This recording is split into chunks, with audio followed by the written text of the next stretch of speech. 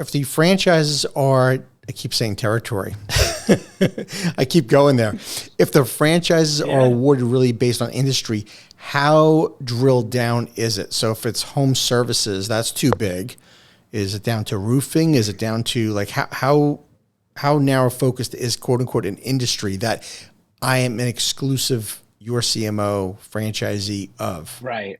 Right. Well, and there's really no exclusivity on industry because, for example, in software as a service is pretty big, and it's a B2B play. The software as a service has many industry types. Some are accounting, some are cybersecurity, some are it could be a variety of types of software. So we have to look at it. It's almost a Rubik's cube. You have to look at it different ways. Do we have enough software as a service demand generation minded CMOs? But within that, do we have coverage at the different types of accounting or cybersecurity or whatever the case may be? Because we will get specific requests. We had somebody who wanted a SaaS software for a billing platform, and somebody had to have that level of experience in order to do that. On the flip side, we have one of our best CMOs is a B2B enterprise software experience in that kind of industry. We actually have a construction client who actually does these very large consultative selling, long sales process, multi-step engagement. And the owner said, I don't want somebody in the construction business. I want somebody who understands enterprise software sales because they get me better than the construction people do. And literally, its industry was totally different, but it had to do with skill set in terms of how do you generate leads? How do you nurture those leads over a long sales cycle? How do you work really integrated with a sales team to help them move the client forward ultimately to an engagement? That was his mindset. I would imagine too, because you have franchisees that come from a seasoned background, that by collaborating with them, you must get some great nuggets and some incredible ways of yorCMO has evolved and grown. Is that not true? Yeah, it's absolutely true. We actually meet with our CMOs every Friday. We do a peer-to-peer meeting, and we get about 75% of all the CMOs at any given day showing up. And we do a couple things. One, we ask them, what occurred great in your practice this week, so everybody can share a win. We talk about what they're stuck on. What are things they might need help from another CMO on, and give some feedback. And then we always ask them, what are the things in the system that we can improve that would help them take on additional clients, be more efficient, help their client achieve their ultimate growth objectives. And so those conversations endlessly, and it led us to do quite a bit of work in AI and really spent quite a bit of time on that with our CMOs.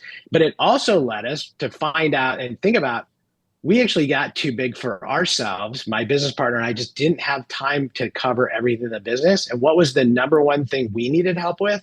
Believe it or not, sales and marketing. So we hired one of our own franchisees as our first fractional CMO, and her ability to stay focused on it, because I can't. I'm a typical client, quite frankly.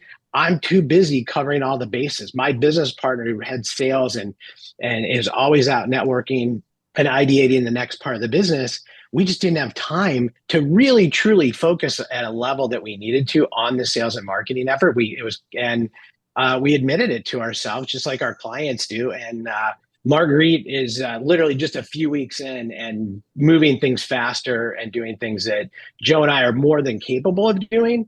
We just didn't have time or focus. That's great. I think the strength of a franchisor is measured by how well they collaborate with the franchisees.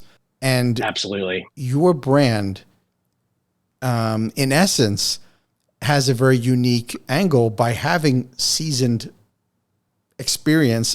professionals in marketing that you get to collaborate with them, get best practices from them, hands-on, and you get to, implement this. And I think that's going to prove to be extremely successful for you guys long-term by having such a powerhouse roster of franchise owners. It is. It is. It's incredible. And it led us actually to change our core values. We added a core value called elevate your peers, because the ability to elevate each other and us as a company was coming through so dramatically on these peer-to-peer meetings and our quarterly meetings with our CMOs, that we just said, wow, the more we can embrace it, the better, and have everybody embrace it. What advice would you give to people who are considering joining yorCMO as a franchisee? Well, the first thing we do is tell them it's a real journey. They need to truly think about, is fractional right for them? There's ups and downs, and it's less consistent than a day, typical paycheck. Are they, my advice to them is really make sure that they're focused, because, if you're just hanging out in your house doing laundry all day waiting for something to happen, is not going to work. You've got to really be driving your practice, willing to build your practice, willing to do the networking, meeting with people, and treat it like it's your own job. If you're not willing to do that, then this is not a good fit for you. It is probably my number one piece of advice for people. It's fantastic. What about the position you play in the company? What would you say, how do you balance that leverage, that experience with your franchisees, and balance your leadership? It's a constant evolution. I'm always challenging myself to grow and improve, to really create this balance between moving the company forward. I also carry a couple clients because I think it's important for us to truly understand what's going on in the market and use our system.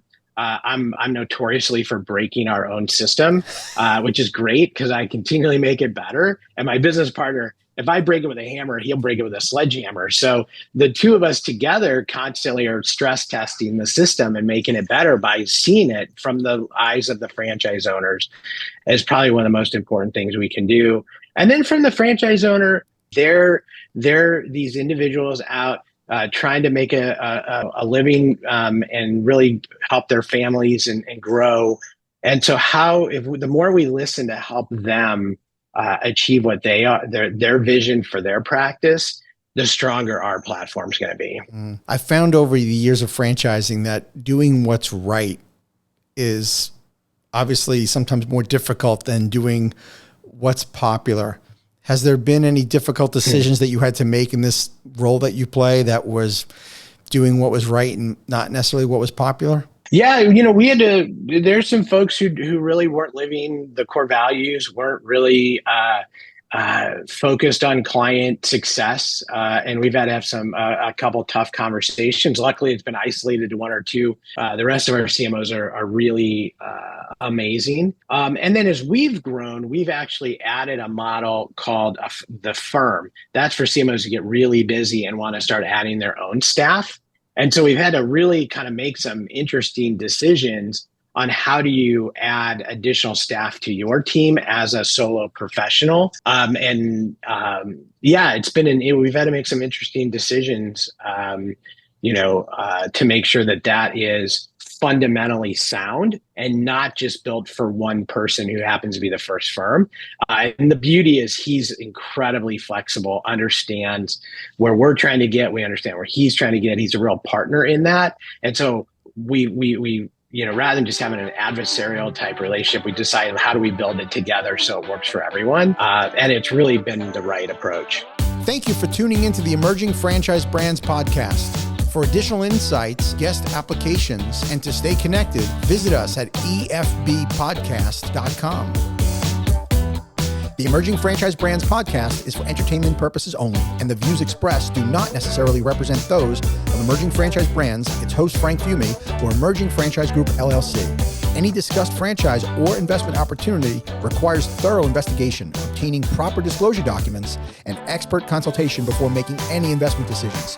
The podcast and its host do not offer professional advice or endorsements, and they hold no responsibility for actions, representations, accuracy, or consequential damages related to the podcast content.